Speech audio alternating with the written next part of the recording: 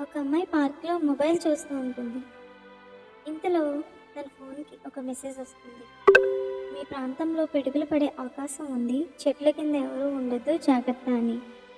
ఇంతలో తన తండ్రి కాల్ చేసి, ఎక్కడ ఉన్నా ఇంటికి త్వరగా వచ్చేయమ్మా అని అంటారు. మీరు కంగారు పడకండి నాన్న, నేను త్వరగా వచ్చేస్తాను అంటుంది. అని సినిమా చూస్తూ ఉంటుంది. భయంకరమైన శబ్దాలు మొదలవుతాయి. తను ఇంకా సినిమా చూస్తూ ఉంటుంది.